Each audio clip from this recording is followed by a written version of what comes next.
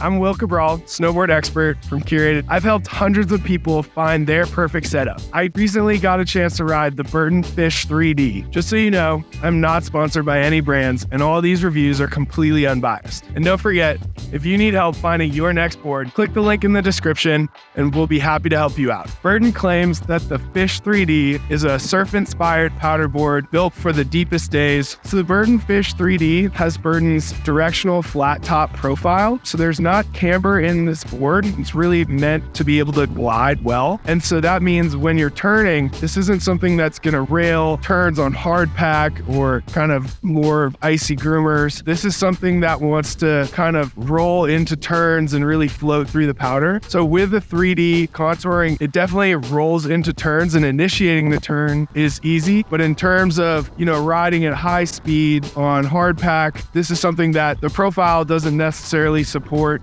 Does have Burton's centered FO base, so it is super fast, kind of in a straight line. So we didn't get to ride it on the deepest days, but we did get to ride it in some fresh snow yesterday. We hiked up and rode some steep and deep terrain on it, and then also ripped some moguls. So this board really is at home if you are making a lot of turns. You pop into the moguls and it's really fun. It just wants to turn kind of through everything. This board doesn't have a ton of pop. With the directional flat top, you kind of take out a little bit that natural spring load where you're compressing on a cambered snowboard, but it still is a little bit pop. It's also super lightweight, so it is easy to kind of maneuver around, muscle around. You can spin around on it with that little bit of rocker in the nose. If you're pressing on that nose and the tail, it's gonna really come around pretty easily. In terms of riding switch, it'll do it. It's not going to be the most fun riding switch because there isn't much of a tail there. You can still, hit a drop or two on it and be fine, but in reality, this board is made to turn and kind of have some fun. So I wouldn't say this is a board you want to take in the park, but if you want to hit some side hits, it's going to be okay. It is a more playful flex. Burton rates it between a 3 and a 6. If you're really relying on some stability to wheelie out of things, this is probably going to wash out on you. I would recommend this board to someone that is looking to add to their quiver, is looking for a board for those deep days, or even just wants to slow things down and kind of enjoy a surfy ride.